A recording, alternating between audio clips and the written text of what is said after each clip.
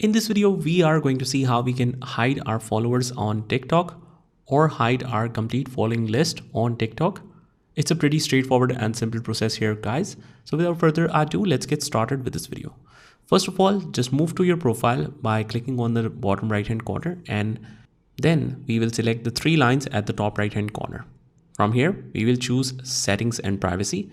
Now, before it was used to be the option of privacy that appears something here in the account section, but now we don't have it.